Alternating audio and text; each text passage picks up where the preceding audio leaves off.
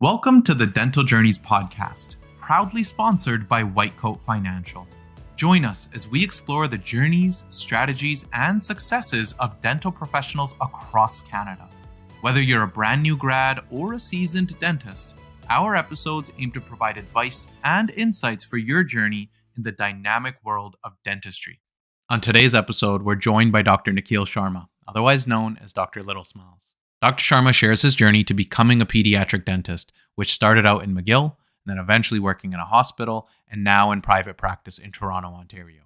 We also discussed his latest venture with his partner, Little Smiles Learning, which is a company dedicated to hosting CE workshops to help general dentists expand their scope of practice and become more comfortable with pediatric procedures.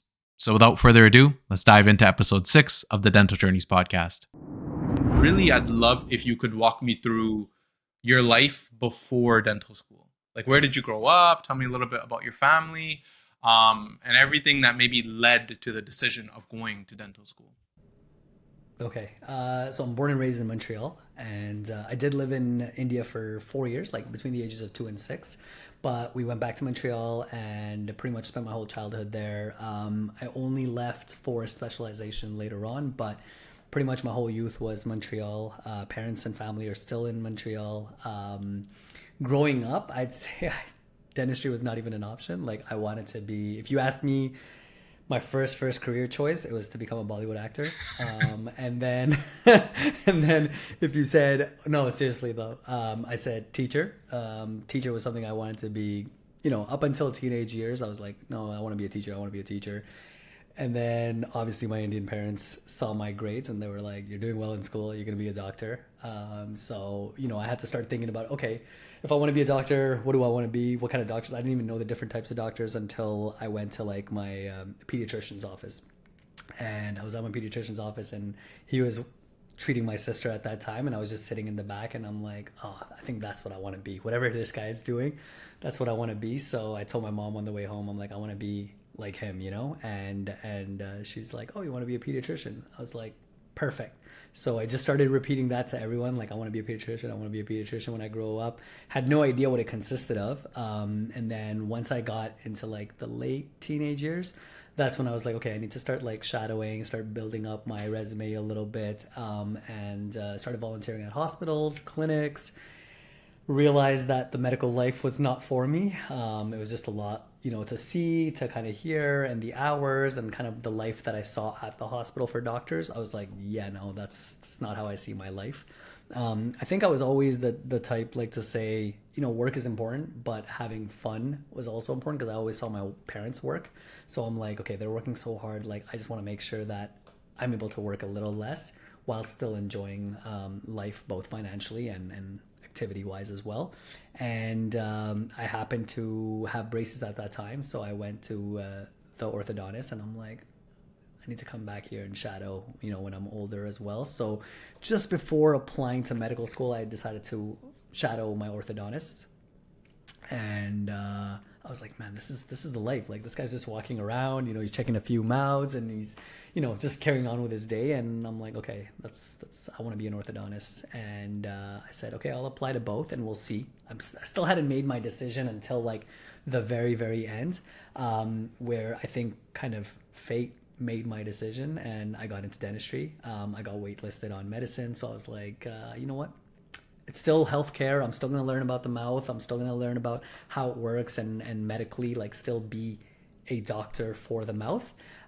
So yeah, I just went with that and I never looked back and I don't regret it till this day. So it all kind of worked out. It wasn't always planned. That's what I'll say. Yeah. It's what's that Steve Jobs saying, that you can't connect the dots going forward, only backwards. No. It's very much one of those things. Yes. Exactly. A couple things I want to actually touch on there. Yeah. Bollywood actor. I did not know that. We've known you for a little bit. I had no idea you would be a Bollywood actor. I would assume that's the embarrassing story, man. That's hilarious. Was that just from like, I'll be honest, Shah Rukh Khan was my hero growing up as well. So, like, everyone thought he was the man. Was that like what it was, where you were watching, these Bollywood movies with mom and dad and your sister, and you're like, all right, that looks cool? Or was it like you had a hero in one specific movie and you're like, I want to be that guy?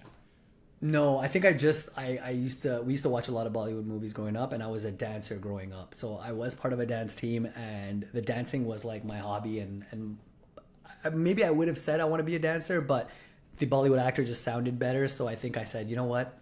If I can dance, I could probably act too. So let's just be the whole package. Let's become an actor, and that's what I went with. To be fair, Bollywood, every movie, maybe not so much now, but every movie was a musical and you had to learn how to dance. Yeah, So like, there yeah, you pretty go. much dancer, There you go. actor, it's the same thing in Bollywood. Yeah. And the other thing I wanted to ask about was there something specific about, I believe it was your sister's pediatrician you just said, that like, Yeah. that just sparked for you? Was he like a really cool guy? Was there something Yeah. about his life that you were really like, all right, that's what I want to do? What was it?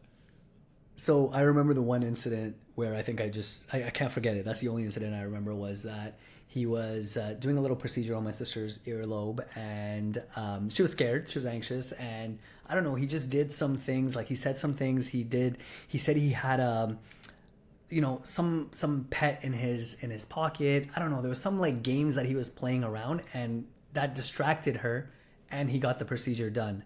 So I was just watching that and I'm like, man, he just fooled us all and he did the procedure, and I'm like, not only is he smart, he knows what he's doing, but also my sister was no longer anxious, no longer crying, no longer sad, none of that stuff, and the procedure was done and we were out of there. So I just felt like this guy's got skills. That's what I want to do for kids. So definitely. I think across the board in pediatrics, whether that is medicine or in dentistry, you have to be a little bit of like a magician, where you're like, Yeah. obviously you're great in your clinical experience, but Yeah. then you have to be Yeah. able to trick kids or have sleight of hand to an extent, Yeah. and really calm the kids down and turn it into like, you have to be a little bit theatrical with them, which Yeah. takes a special type of person. Yes, definitely. I think pediatric dentists are a special type of people, and like good and bad. I think we're a little exceptional up here. But anyways, no, I think yeah, magical is one way, and I also feel like sometimes, like you said, trick. I don't count those as lies if you're trying to do a benefit, but I have definitely lied to kids, just to get something good out of the situation. So gets the job done. And then I guess let's fast forward to today. You are obviously working as a dentist, but maybe you could tell me a little bit about what life was like right when you graduated. Not Yeah. dental school, but when you finished your specialization. What sort of were you doing in the early days of your practice? Where were you working? What kinds of cases were you working on? Walk me through life as, a young, Yeah. brand new out of school dentist or pediatric Yeah. dentist. Yeah. So yeah, like you said, after dental school, I did all my specialization, and I was in Rochester, New York for pediatrics. So 2 great years out there. And then I wasn't really sure what I was going to do right off the bat. Before graduation, I was kind of like looking at my options. I was open to staying in the States and practicing in the States as well. But then an opportunity just came up in Montreal where I was offered to be residency program director at the Montreal Children's Hospital, which, to be honest, I had no idea what it consisted of. I just knew it was a good position, and I'm like, this is something I don't know if it's going to come across ever again as an opportunity. And it was part-time. It involved teaching, involved hospital life, hospital dentistry, on-call, operating room, the admin stuff related to the hospital, as well as to the academic component, dealing with McGill, just so many different, aspects of dentistry and the academic part of dentistry that I was like, okay, this is amazing. I can't refuse this. I had no idea what I was going to do. I had no idea what it takes to become a program director or anything of that sort. And I said yes to that. I took that as part-time, and then the other part-time I was in private practice in a big pediatric office in Montreal. And that was my week. It was literally 2 days of hospital life, 2 to 3 days of hospital life, 2 to 3 days of private practice. And I was literally doing the opposite extremes at both of those practices. So at the hospital, I was, like I said, I was on call with the residents. I was training the residents. I was doing a lot of teaching. Being freshly out of residency myself with very little clinical, real life experience as a pediatric dentist, where you're completely on your own. I was teaching residents, and it was going well. I don't think I was too bad of a teacher. So definitely there was teaching. There was, like I said, the hospital dentistry is completely different than private dentistry. I saw cases that I would never see in private practice. Syndromes and medical conditions that you're very rare appearance in your actual office. But then I also went part of the week into my office, and I was like, okay, this is so easy when you compare it to the hospital life, right? So I did a bit of both, and learned a lot. Definitely learned the academic component of dentistry, learned, how it is working at a university, at a hospital, at a residency program. There's a lot of pros and cons, but two complete different experiences. Yeah, I could imagine being in New York was probably very enticing for a little bit longer because you're like, okay, I was a student here. Now let me live my Yeah. life as an actual practicing dentist with a little bit of pocket change instead of, Yeah. being a poor student. You're like, I can't even go to the nice restaurants and all the cool things that are happening in New York. So I bet That's that it. was enticing, but this seems like a dream offer coming out of school. Do you mind if I ask how did it land? Did it like land in your lap? Did you know someone? How did you end up with that opportunity? So Because it seems like yeah. you're thrown right into the fire, but there doesn't seem to be a better opportunity than doing something like that. Yeah, I think like it's a combination of throwing in your lap and being at the right place at the right time. Like I had done the residency myself right after dental school, so they knew of me. They knew what type of resident I was, what type of person I was, what type of professional I was. So I would once in a while go back and visit the hospital, say hi to the team. Just because I missed the environment, I guess. I had a lot of friends that were still working there or, partly working there. And I just happened to pass by, I think it was Christmas before graduation. And I happened to be there for my holidays. And I'm like, okay, I'm going to go back to the hospital, like just say hi to everyone. And when I got there, they were like, are you looking for work? And I'm like, well, I'm going to be working at a private practice, but I do have like 2 or 3 days available if I wanted to, what do you guys have going on? And they were like, we're actually looking for a program director. So when they said that, that's when I was like, oh, okay, like where are you guys looking? Like I didn't think they were referring to me. I was 27 years old, just coming out of pediatric program, practicing for the first year. Once I graduate, and they were like, we're looking for a program director. You'd be a good fit, so let's do it. And I'm like, okay, let me think about it.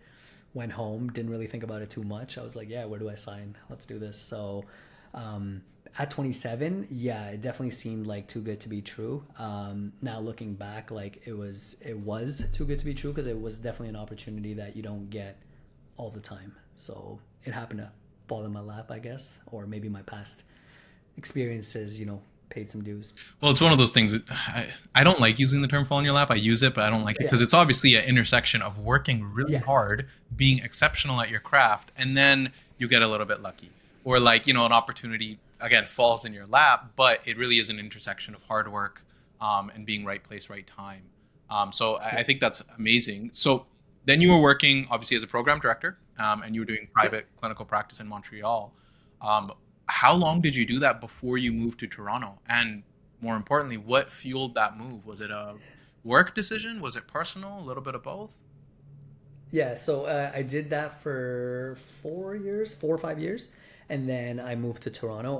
Honestly, when I was in Montreal, the academic part was going great. The private practice was going great. I was an associate. There were talks of like, oh, do you wanna become the owner of the pediatric office? Do you want to become site director of the hospital, department director of the hospital? So there were promotions available in each role. It was just I felt like for the amount of work I was doing, the amount of days and the amount of work that I was putting in, the financial compensation was great. It just I couldn't see myself putting in more time and not having much more financial gains. So I'm kind of like, no, you know what? I'm happy with this financial situation, but is this it for the rest of my life? Opening an office was not part of my plans ever, and knock on wood, I don't think it's ever going to be part of the plans because I was always about life over work and the work life balance. Everyone talks about a work life balance. For me, it's life and then work. So I do want to still be able to mentally check out and be able to enjoy parts of life that I love. And owning a clinic, as great as it is, I'm always going to have that perception of it where you don't stop working, right? Like it's 7 days a week, 24 hours a day. So for me, it's kind of was never an option on the table. So I'm like, how do I grow from what I'm doing right now without putting in too much more time, still being able to enjoy life and growing financially as well as in my career. And I couldn't think of another way in Montreal. I was like, okay, this is great. Let me look outside the box a little bit, and that's when I met the owner of the offices that I moved to Toronto for, and he's like, he heard my background, he heard my experience, and he's like, I need you here. What is it going to take for you to move here full time? And I was like, oh no, I'll come like for a trip. I'll do a week. Like I try to think of different scenarios, and he's like, yeah, that's fine. We could do that too. But he's like, what about full time? Like, what would it take? He's like, just tell me what it would take, and let's see if it's possible. And that's when I just blurted it out. Honestly, I didn't know. I didn't put too much thought into it. I was like, I don't want to work 5 days a week. And then he's like, okay, how many days a week do you want to work in clinic? And I said 3. Again, random number, no thought behind it. I just thought 3 was a good balance. And he's like, what do you want to do the other 2 days a week? I'm like, I don't know. I would want some like passive income or some income where I'm not physically and mentally heading towards burning out by the dentistry. So something other than clinical dentistry. And that's when he offered me to, still be paid 2 days a week to do the running of the clinics, like as a clinic director. And I could do this from home. I could do this from being present in the clinic, but not really doing clinical dentistry. So it seemed like the perfect combination. It seemed like I'm going to be paid for 5 days of work, but I'm only clinically doing 3, and the other 2 I'm learning so much. I'm learning about the business of dentistry, managing. It's a new city. There's potential for partnership and ownership.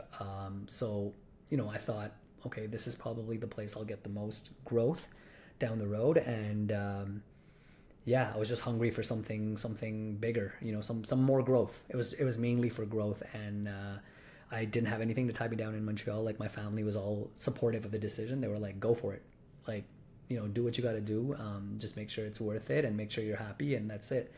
And we finally worked out the numbers. Obviously, Toronto is a more expensive city than Montreal, so I had to keep that in mind. But the numbers made more than sense, and I just went for it. I'm so glad we're having this conversation and what you're talking about, because obviously dentistry, it's a young person sport, if we're being frank.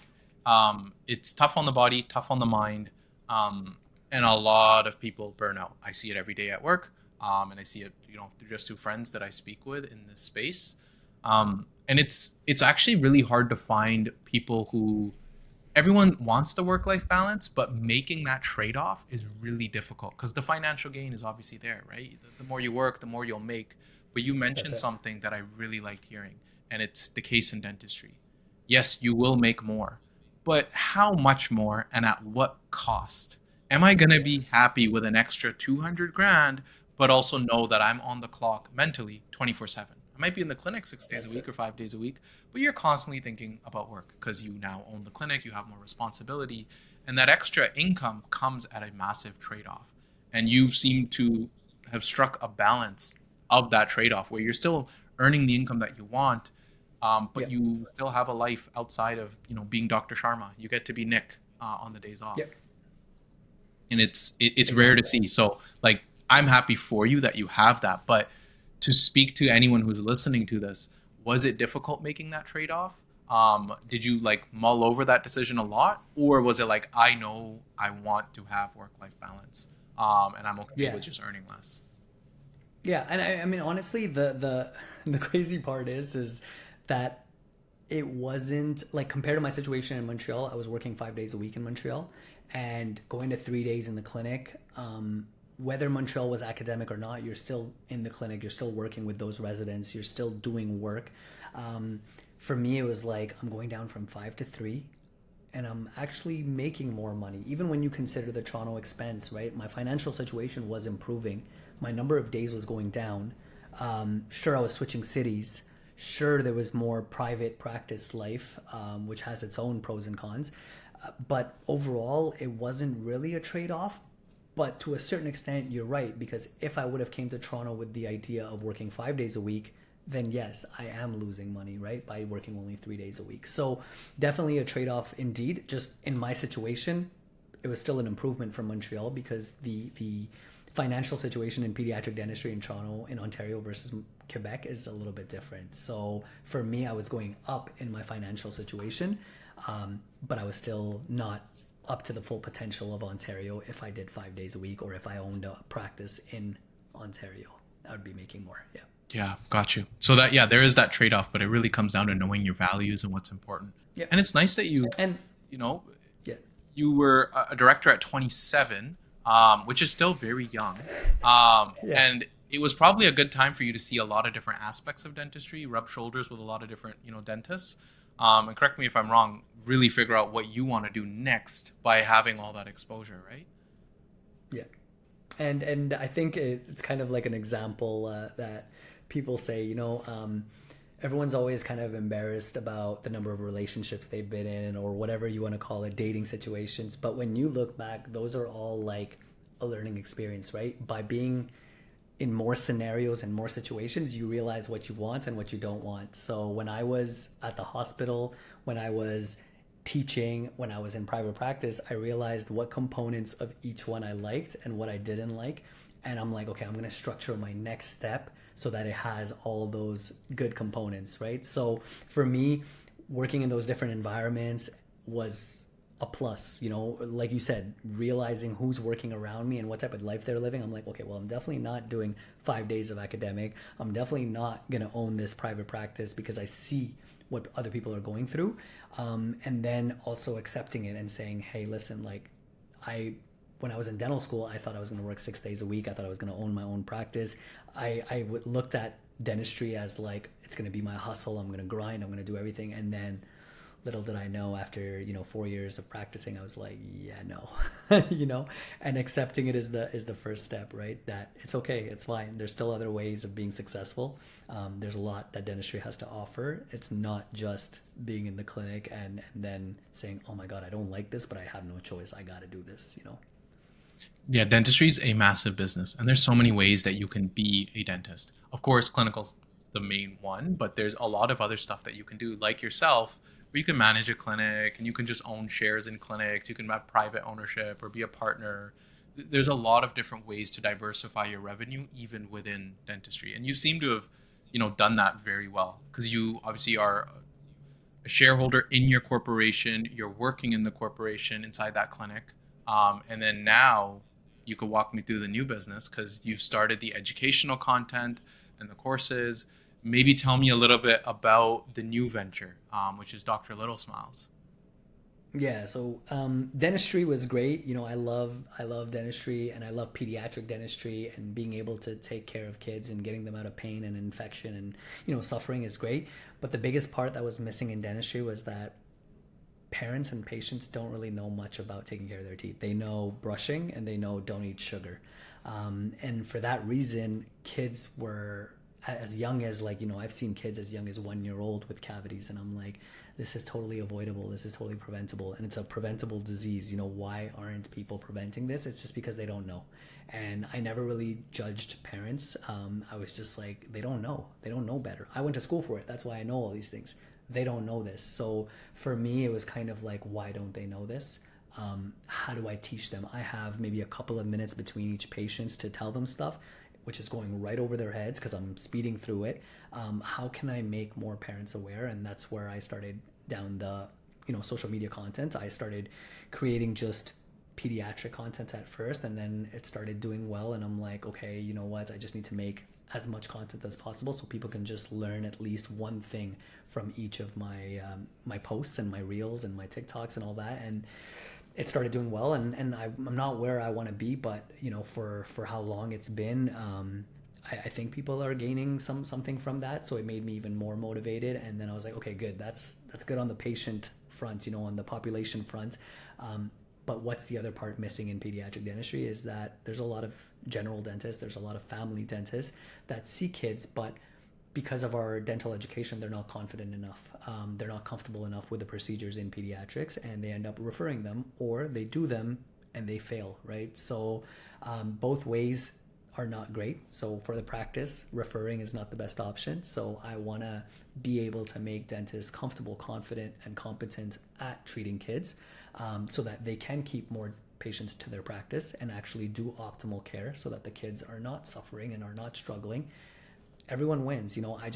I get to do what I love, which is teach, and then they get to build their practice and the kids get the optimal care. So it works out for everyone. So that's where Dr. Little Smiles kind of has two little branches. One is, where I want to put out free content for parents and the adult population to learn how to take care of their teeth and mouth. And then I want the other branch to be dental education for general dentists and family dentists so that they're comfortable, competent, and confident, in treating kids. Yeah. So that's the new venture. No, I love that. Because you get to bring back that teaching side that love doing at McGill and whatnot. And so you get to bring that back to your practice and still strike that work-life balance because, obviously this could be another way that you earn an income while not having to be in the clinic. And I love that you said the comfortable, competent, inside your practice, because you're right. As a general dentist, when you refer out, you're like, oh, well, like I would have loved to do that case, but I'm not comfortable with it. Maybe if I try my hand at it, maybe I'm not going to do the right thing. And it puts you in a tough spot. And so as a general dentist, I can speak from, my own experience that they're always like starving for new procedures, new things that they could learn so that they can increase their scope of practice. And you're offering that. And if I'm not wrong, there's not a lot of pediatric courses, are there? No, Not that I'm aware of. done in Canada. If there's a pediatric course that's done by a pediatric dentist, no. There's like little seminars here and there, but an actual training workshop, hands-on course, there is none by a pediatric dentist. Yeah. So it's a big gap in the market that you'll be able to sort of fill. And did this all just start from you posting content and you're like, all right, I could probably do a course for both of these? Or was it like, did you kind of always have this idea? I know you said that patients were coming in and, the children are just, their oral health is not in the best shape because the parents don't know. Was it like, when did this idea come to inception? Was it more recent or was it very early in your career and it just only now are you putting the pieces together on it? So I always, like you said, I always taught, even at McGill when I was teaching, I was training dentists. I was doing exactly what I'm planning on doing in this course, right? But I was doing it over the course of a year. Their residency was a year. I taught them everything theoretically about pediatric dentistry, and then they saw patients every day, and I just helped them, and they got better and better. And by the end of the residency, they were very comfortable, confident, and competent, right? So I was like, okay, that I already have the training capability. During the pandemic was when, we're sitting at home and we're like, what are we going to do? And I was like, you know what, maybe I should just do online webinars. So I started doing webinars during the pandemic, literally the second month of the pandemic, April 2020. I decided to start making webinars. I was in Montreal because everything was closed here. So I went back to my family and I was in my parents' basement and with a microphone, webcam, and I literally just started teaching topics in pediatric dentistry. We started off with 50 participants, then it went to 100 participants. Then once the clinic started opening, it was variable, but we were usually within 50 to 60 people showing up on a weekday evening, and we did webinars pretty much every month for a good 2 years. So I did about 24, 25 webinars. And people started asking, like, if ever you do a course, let me know. If ever you do a course, let me know.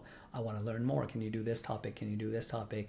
I was doing it for completely free. For me, it was just more to get my name out, to get our clinic's name out. These were all our referring offices as well as offices in the community. Through Facebook, through social media, I was just posting on our clinic's, platforms. And then I was like, yeah, maybe I should turn this into an actual course. But never really, followed through with it until, this social media content started going up. And I'm like, okay, well, you know what? For the patients and parents and adults of the general population, I want to do always free content. I want to put out content for them to just learn. For dentists, yeah, I mean, sure, I do want them to learn. And if I can turn this into a business, it will take away, it take me out of my clinic involvement. So maybe instead of doing 3 days a week, I'll do 2 days a week. But I can spend all that time on teaching and just figuring out different ways to give different courses, not even just limiting it to Ontario, but kind of spreading all across Canada and, if all goes well, across the States. But let's see. Let's start with Toronto and Ontario first. Yeah, absolutely. But it's cool that, the idea came to inception a long time ago, but it obviously takes time and you tweak it and all that. And so I'm very excited for you. This is something that I guess has been in the works, maybe not even directly, but indirectly since the pandemic. So it's exciting times. Yeah. And I know we're recording this today and maybe the course might not come out for a bit, but do you have an estimated completion date of when this course will come out? And not to date the episode, I'm not sure if this will air before the course or after the course, Yeah. but if someone is listening to this in hindsight or whatever the case is, do you have an expected release date on when you'll start offering these courses? April 2024 is already our first booked hands-on training workshop. So we have that in April, as well as we're going to probably try to do one in May. This is all, the hands-on workshops are all in Toronto, Ontario, but the online courses will be available to anyone across the world. Okay, that's First of fantastic. March, yeah. Yeah, after this episode, I'll link all the links in Perfect. the notes so that if someone is listening to this, they can just go in, sign up. If this comes out before your actual workshops, that'd be great. But even if it's after, I'll put up a general link once your website is up so that if someone's hearing this, after the fact, they can always go back and find future courses that are going to be available. So I think it's amazing. I'm very excited for you, and I'm looking forward to like actually watching this thing grow because yeah, you've been at it, and honestly, you're great at creating content. You have the whole setup, you have the face for it. It works out well. You're able to teach and educate well and make it engaging. So I think the sky's the limit with this business. Honestly, sometimes I think about it. Like today I was sitting and I was like, getting ready for this podcast, and I was just thinking of the thoughts and kind of playing out my life because I knew you were gonna, possibly ask me questions about my life. And I'm like, it's kind of almost a full circle. I wanted to be a teacher when I was, in elementary school, and I'm teaching, but I'm teaching in something that, I kind of chose as a career. So sometimes things work in a funny way, but I'm definitely excited. And I think teaching is for me more of a passion, like training dentists and kind of seeing them grow and seeing them do better. I want to get those text messages that say, hey, today I did my first stainless steel crown and it went so well. I used this trick. That just makes me so happy and makes me even more excited to doing more of these courses and these trainings. So for me, that's the passion part of the career, and then going to the clinic and working has its own rewards, and for me that's the work part. So having both is I'm fortunate. Yeah. You're even getting some of that Bollywood dream coming in place if you're doing if you're doing the dances on TikTok and whatnot. So you get a little bit of that as well. That's it. Nice. I get a little bit of camera time too. Yeah. Oh, that's funny. I guess with all these different ventures, you have the clinical work, you have the managing the clinic, and then you have the course that you're creating on the side, and obviously the content, and then the in-person workshops. Obviously, it's a lot. So really, how do you go about actually juggling all that? What does your day-to-day actually look like? Do you have certain days where you're like, all right, I'm just doing clinic, other days where I'm just managing the clinic, other days where I'm just recording content? Maybe you could walk me through a little bit about how you're productive Yeah. and how you manage all these different hats that you wear. So yeah, I mean, definitely different days for different things, but to be honest, I go more on hour to hour. So when I'm on my clinic days, I do 3 days of clinic. They're usually starting at 7 a.m. and they're done by 3 p.m. However, I do have time in between patients, so that's when I'm posting already created content. I'm writing captions. So in between patients, I'm not sitting around. I'm not scrolling on Instagram. I'm not, watching funny TikToks. I'm figuring out ways to post my content at a certain time, create the caption, get ready for the next content. Do I have any ideas that I can do in the clinic? Do I have any ideas? Okay, I need to watch some reels to get more ideas of how I can creatively educate, the viewers. And then pretty much as I'm done work, I usually get in a workout. And then after working out, I come home and work on something else, whether it's the website for the course, whether it's the course itself, whether it's writing the script for a YouTube video or for the next reel. That's what I'll do until it's almost ready for bedtime, is when I'll get in a quick little Netflix show, get to bed, do some reading, and go to sleep. The days that I'm working from home and not clinical stuff is usually I'll do at least like half a day of admin stuff for the clinic. So I'll answer all the emails for the managers. I'll see if there's any little flyers to put out at the offices. I communicate with the new dentists that we've hired to kind of just go over mentorship and see if they're doing well, and touch base and just kind of see if they need any of my help and assistance. And then finally attend meetings related to the offices. So we do have 5 offices under the name of the clinics, and we're always just meeting with the managers, with the other partner, and simply just going through the problems. That takes up a good chunk of my day. And the rest of the day, I'm creating content, working on my course, working out. Before you know it, the day's done, and that's it. You're either working the next day or you're back to another round of this. Absolutely. And I guess with how your career is going right now, do you ever foresee a day where maybe you're not doing the clinical work at all, or if it's less, because obviously you want that work-life balance. And as these different ventures grow, and as your business gets bigger, and as you see more and more patients, do you see, any major changes over the long term happening where maybe one day you're only doing, 1 day a week of clinical work? Is that something that you would do, or would you always just keep the clinical work as the hours that you're doing, just to keep your, brain sharp? So I think like the what I've always seen when I was in school and in early in my career was that people work 5 6 days and then they burn out and then they go down to either zero or they start teaching because they're completely burnt out, right? My goal was I never want to get to the point where I'm, you know, completely burnt out and unattracted to dentistry and just not wanting to be in the clinics. So my goal was to go from 5 to 3 for that exact reason, where I can last longer.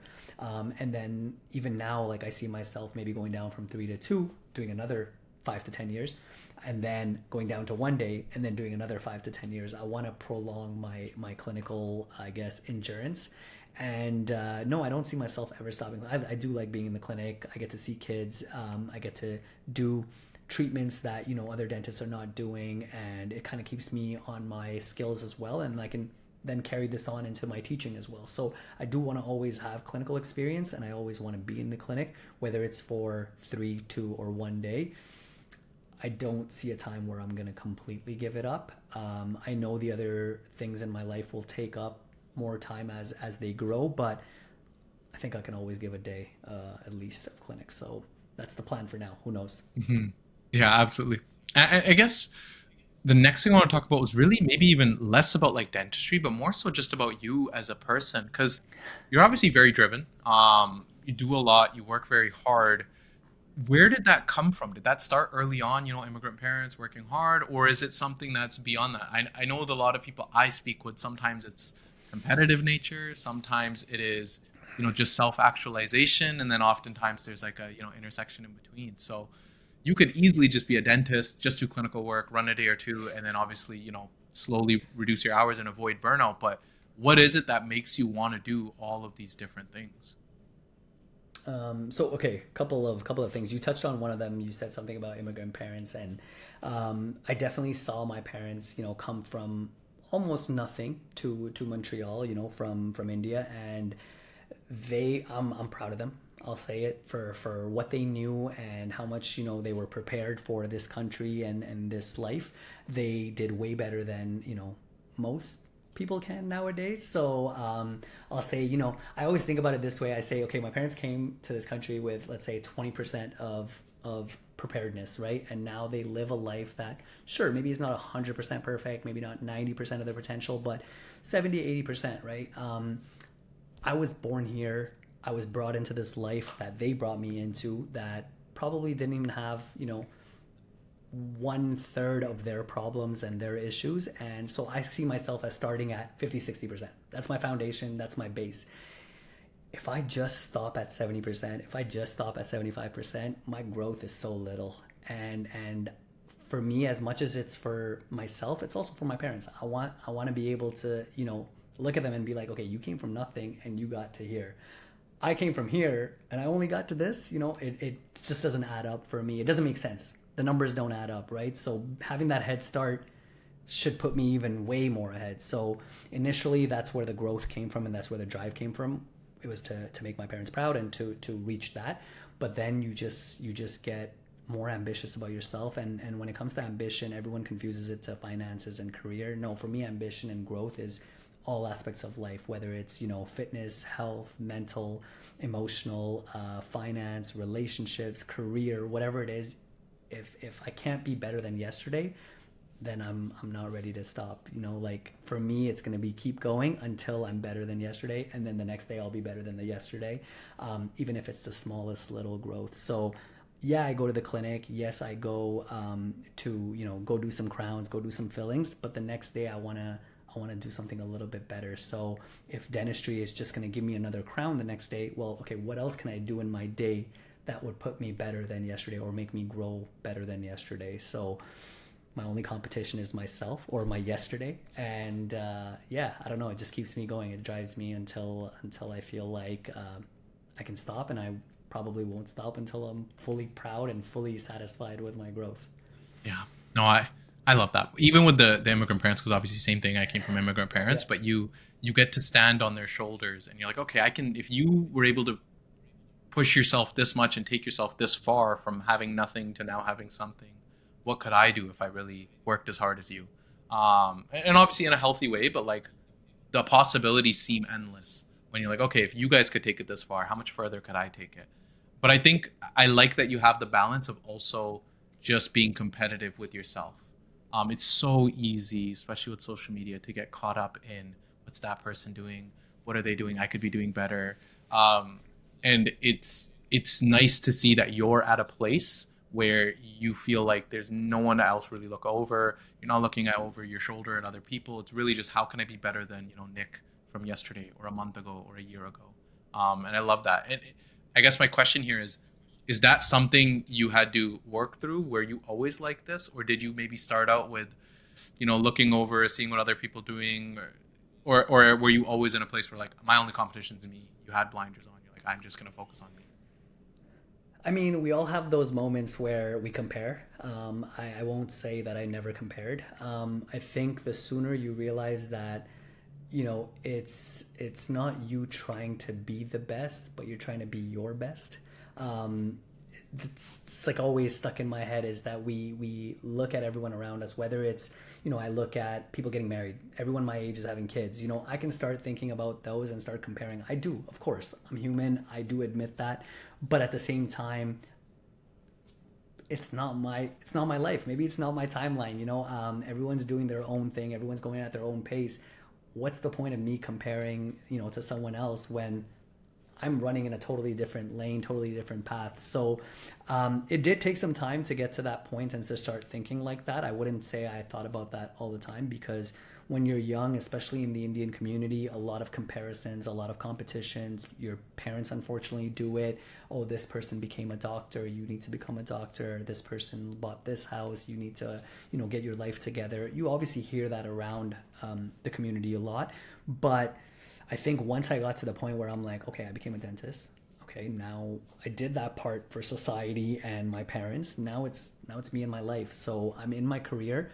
Now how far I take this career and what I add to my life in other aspects of my life are my choice, are my race, are my competition. So that's when you start kind of closing your blinders. And the day you realize that social media and comparison can make you have a bit of a toxic life, you automatically start kind of working on yourself, where you're like, I don't want it to affect me that way, because I want to be able to have enough control that I can go on social media, that I can go out and socialize with people and not be negatively affected through comparison.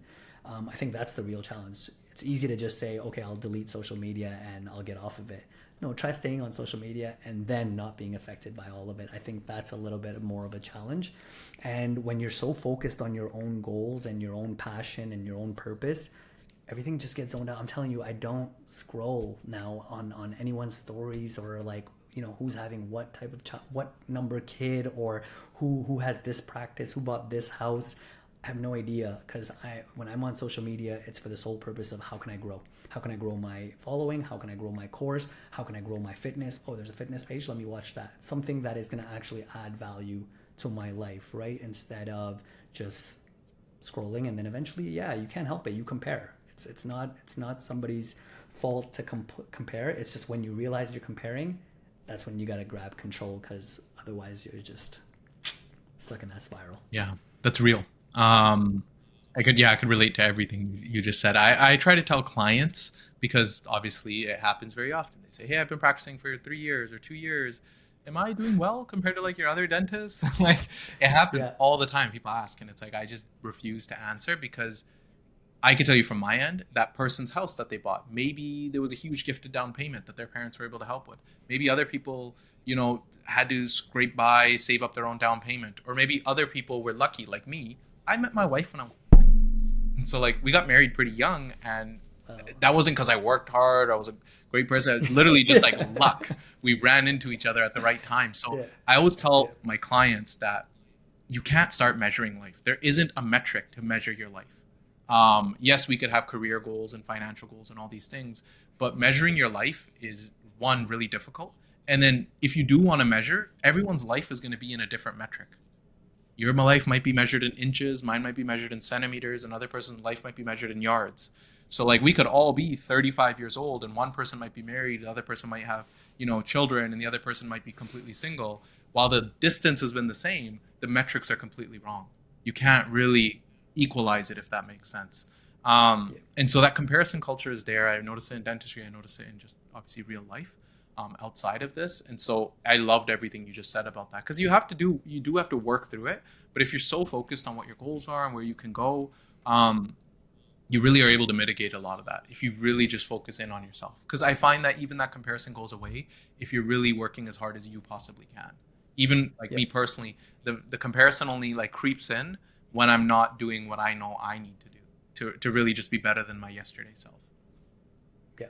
And so, yeah, I appreciate you Yeah. even sharing that. And on the note of sharing things and being real, obviously entrepreneurship is like the cool thing these days. Everyone wants to start a course. Everyone wants to be a clinic owner and all of these things. I'm not saying those are bad things, but we only see the fun and cool side of it. Do you mind talking to me a little bit about what the toughest part of being an entrepreneur actually is? Like, what's the most difficult part day to day when it comes to running your business and being an owner and working clinical? Because your life looks obviously amazing on the outside, but what are some of those days where you're like, oh man, is this even worth it? Or what is it that Yeah. makes you feel like that? So, I mean, in dentistry, and I'm sure like I'm stating the obvious, is if you're a dentist, you go in, you work as an associate, you do the care that you need to do, and you worry about the patient, and you go home. When it comes to being an owner, you obviously have bills to pay, you have staff to keep happy and to take care of. You have the dentist to keep happy. You have to make sure that your clinic's providing quality of care. You have to make sure that the parents are happy. You have to make sure that the building is still intact. So there's a lot of factors that you have to consider that you don't see as an associate. You walk in, you walk out. I think the biggest challenge for me personally, because I'm doing both, has been turning off that associate switch and being like, I'm an owner, I'm a leader, and how do I have to behave and what do I have to think about? Because at the end of the day, I'm a super friendly person, and I'm super, I'm trying to build a team when I'm at work and I'm trying to interact with my assistants. But sometimes you got to turn on that owner switch. You got to turn on that manager switch. You got to turn on that, where you're a leader and you can't just watch something happen in front of you because it's not good for the bigger picture, right? So managing staff has definitely been the hardest. And I think, setting boundaries where, hey, like, these are my responsibilities now because I'm an owner. I'm no longer just, an employee coming in like the rest of us. That had been the hardest thing for me. To be honest, because I'm not too focused on money, I know that sometimes you'll have some days that are down, some days that are up. I look at the bigger picture. If I'm doing okay, I'm happy with it. If you start worrying about it on a day-to-day basis and you watch the little dips and rises and dips and rises, you're gonna stress out. So I stopped looking at that. For me now, it's okay. I want to achieve this at the end of the month. So this is what our team needs to do to achieve that goal. After that month, okay, if we didn't achieve it, now we just set up for the next month. Not worry about, okay, let's look at each day and 1 month at a time and don't stress about it. And like, being a partner, being an owner is great, but I did realize also, like you said earlier on this episode, is that financial gain worth all the additional work and stress? So for me personally, if you want to own a clinic, don't own it for the money you're going to make, but own it because you want to run a clinic your way. You want to have the decor that you want. You want to have the setup that you want. You want to have the supplies that you want. You want to see the patients the way you want to see them.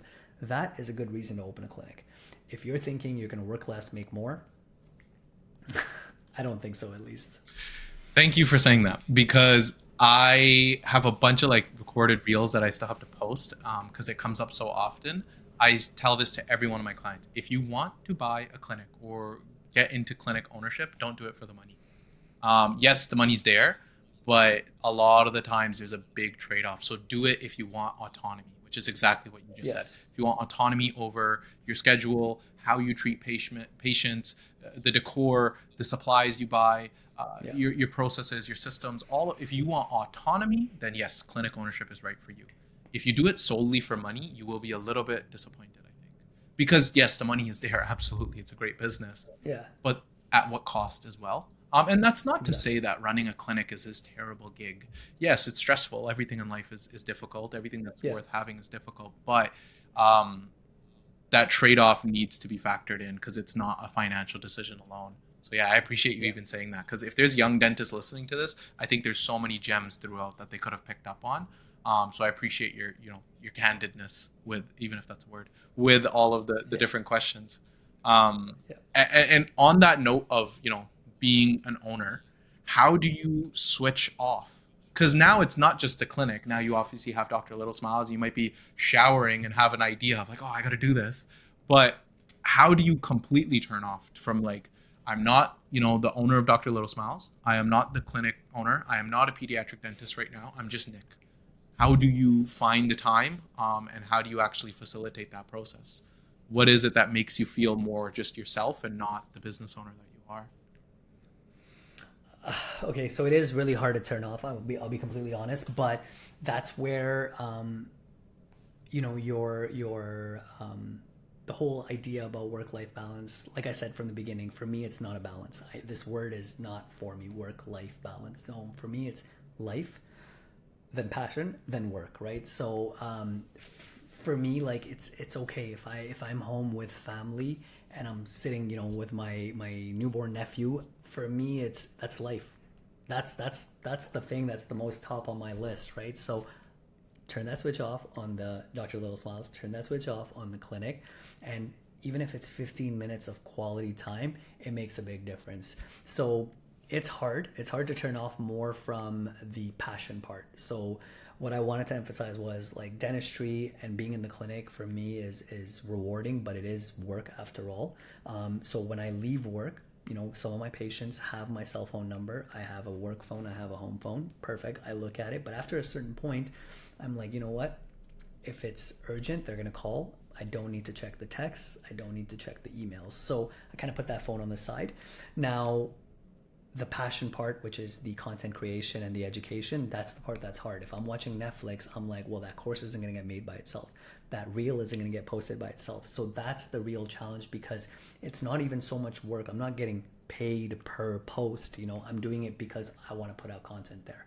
I want to grow that brand and that name, and I actually enjoy it. So being able to turn off your passion is the hard part. But again, it's your order of priority. So for me, priority is my life. My life includes, getting in a workout, eating well, being with family. They're always going to prioritize even my passion. So it's hard, but you got to do it. You got to just turn that switch off and be self-aware of what is your priority and what is your importance. Because if you don't think of that priority order, then as soon as you get home, you're going to be like, well, I could do some clinical work. Oh, I could do the charts now, or I could look at this. I could look at that. You'll be all over. But if you remember that, okay, now I'm home, what are my priorities? Is it my partner? Is it my kids? Is it my fitness? Is it Dr. Little Smiles? Is it the content? Is it the clinical stuff? Is it checking my emails from managers? Prioritize. Yeah. It takes a lot of compartmentalization, because yeah, Yeah. when you wear a lot of hats. But and the funny thing is too, with like, for example, the content, there's something to be said about being authentic in your posts, and so it's hard to turn that off. Like, for example, I'll give you my example. If I'm watching Netflix or if I'm listening to music and I hear something to do with finances or money, it just, the idea pops in my head, so I have to text it to myself like, hey, make a post about this. Drake said this one thing in his video. I need to make a post about that because I know other people are listening to it. So you get to kind of like intertwine your personality into your actual passion. And so maybe that you can never turn off, but it's nice to know that you do turn off the clinical work at least, because that, yeah, you just turn the phone over, turn it off, and if there's an emergency, they'll call. Yeah, and it's exactly what you said, because if I show you my phone, I have so many text messages to myself because I do the exact same thing. If I'm on the treadmill and I think of something, I'm like, gotta write it down right now, So I text it to myself, or if it's a reel that I saw, I have a DM full of just messages, just full of my own stuff being sent to me by myself. So I get it. It's hard to turn off, but to be honest, like like I said, when I'm with family, I am able to kind of slow it down. Again, priority, right? Think of what's more important. What can you live without and what you can't. If you can't live without your partner, then don't neglect them. That's it. Absolutely. Good sage advice here. And I Yeah. actually, that kind of ties in perfectly because at the end of the podcast, me and Ricky are we're still ironing out what sort of set of questions that we're going to ask as like a standard Yeah. questions. But I personally like these big three. And I think I'll continue Okay. asking them to all guests. So my first question as we sort of get to the end of this is, what's the best piece of advice that you've ever been given? If you could rack your brain, what would it be? Best piece of advice that I've been given. Yeah. Whether it was from online, whether it was from your parents, friends, mentors. Okay. Um, I think something that it's not even an advice, it's just something that maybe I read, maybe someone said it, maybe I heard it somewhere is, and I use it for everything now in life, is it could always be worse. So like it applies to everything and everything in life, like whether it's clinical, whether it's at the gym, whether it's an injury, whether it's, I ate a cheat meal. I always tell myself it could always be worse. And right away, instantly, like the stress and anxiety that that situation causes kind of says, oh, well, it's not as bad as it could have been. So you start calming down. You start being grateful that it's not as bad as it could have been. So now you went from a bad situation that you were kind of stressed out about and angry about to being grateful about it because it could have been worse. And now that you're calmer, you're able to handle that situation better. So for me, like, that was the best. It's a simple thing. It's a simple thing, but the application is the best thing that I've done for myself in my life after really repeating it to myself over and Mhm. over.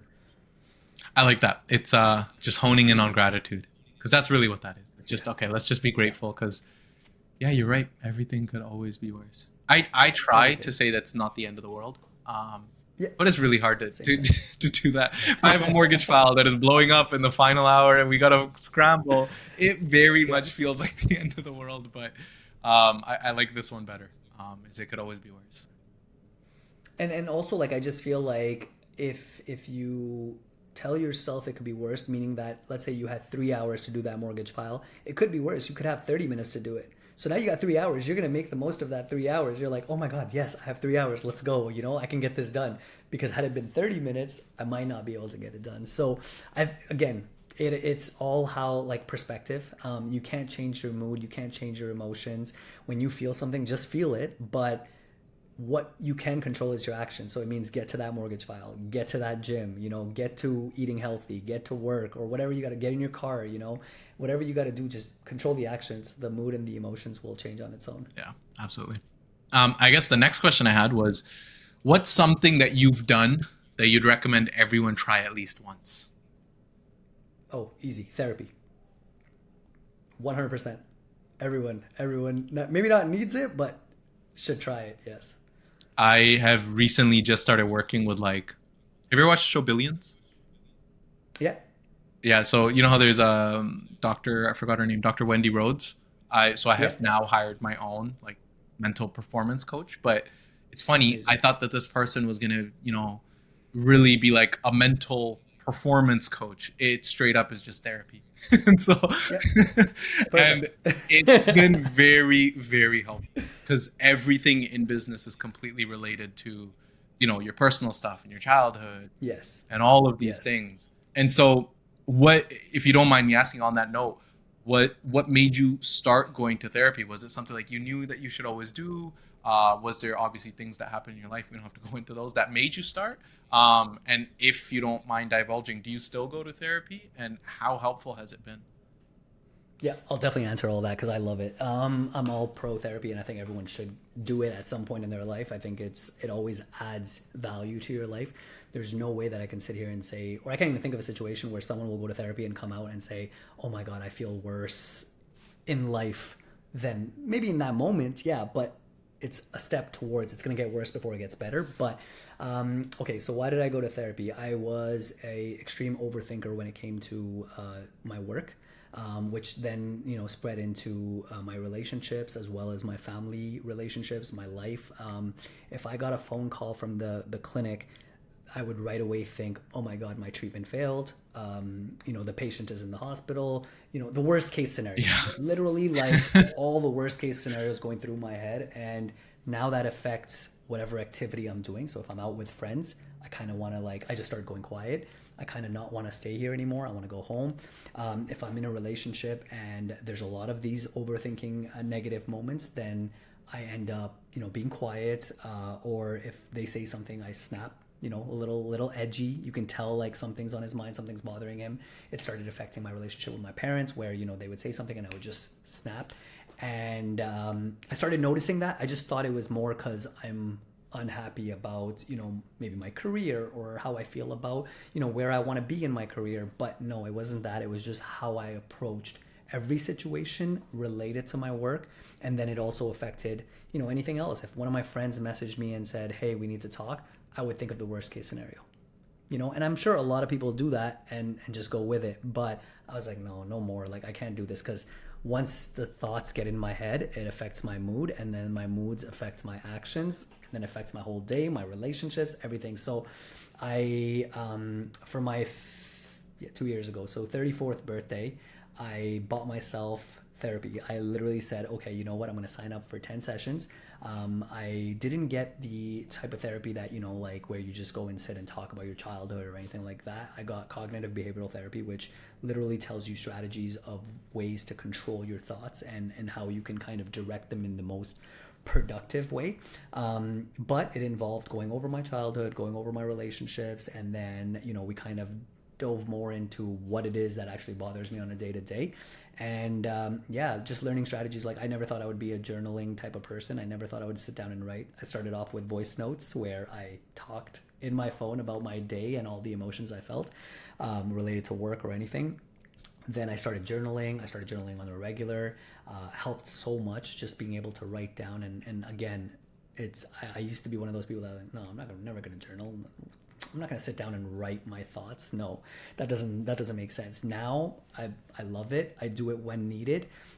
As for therapy, again, I'm more able to control. So when I am starting to get those phone calls, let's say from the clinic, for me, it's like, yes, it could be bad, but it could also be just them calling because they have a question about their diet, or they have a question about, oh, there's a little bit of blood coming from the hole where I took out the tooth, so for me, it's like, it's not only positive thoughts, but then when you think about the negative, you also want to think about alternative scenarios. So them bleeding is still a negative thought, but it's an alternative option. And then once you start thinking about all the alternative options, it just led to me being less in that negative spiral.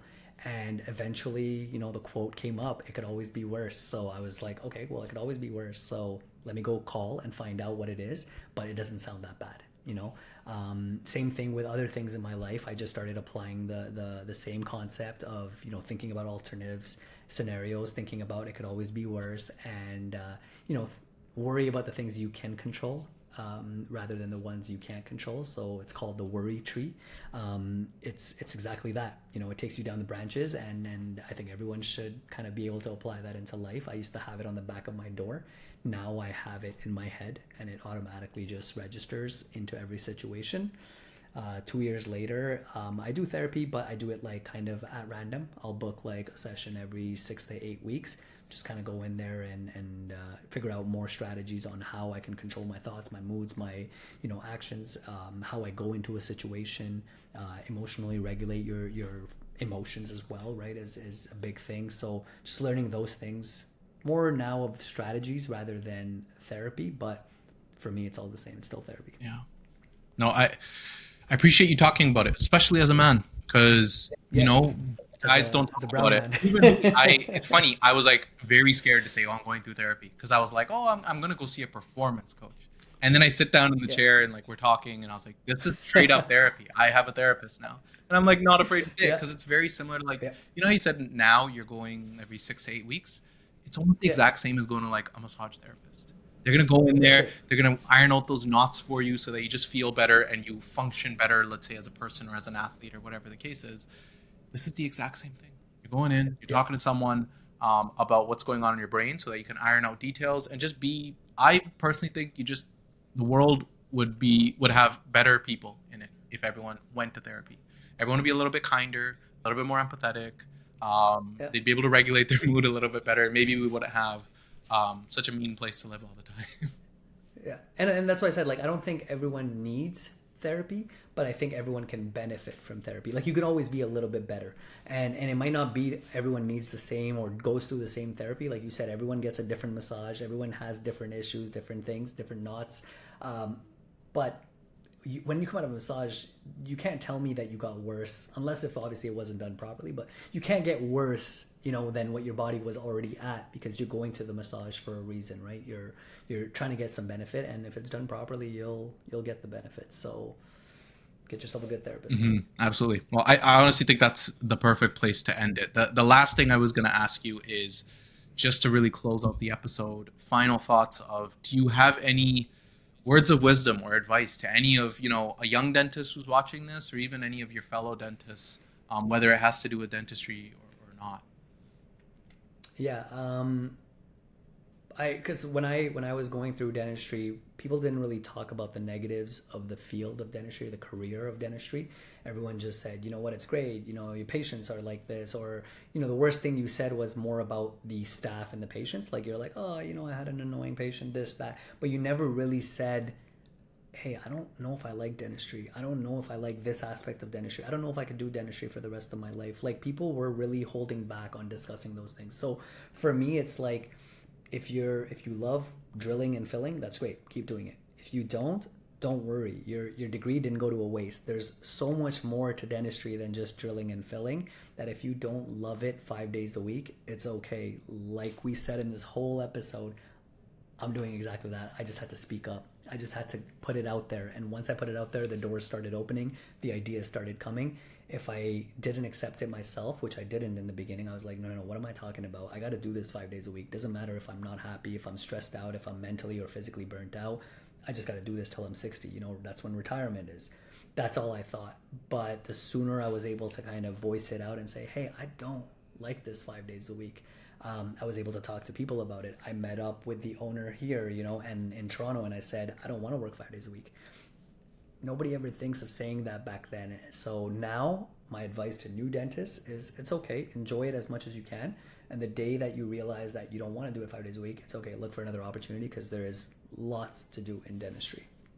Well, that is the perfect place to end it. So honestly, Nick, thank you for taking the time, and honestly, really just being vulnerable and talking about all these other things, because we went a little bit into your personal life and even talked on some touchy subjects that maybe us as guys don't talk about as much. So thanks for your candor, and obviously thanks for the time. Awesome. Thank you for having me. And there you have it, episode 6 of the Dental Journeys podcast. If you'd like to connect with Dr. Nikhil Sharma, I've included all of his social media links and website in the show notes below. Thank you for listening to another episode of the Dental Journeys podcast, proudly sponsored by Whitecoat Financial. Join us next time as we continue to explore the journeys, strategies, and successes of dental professionals across Canada.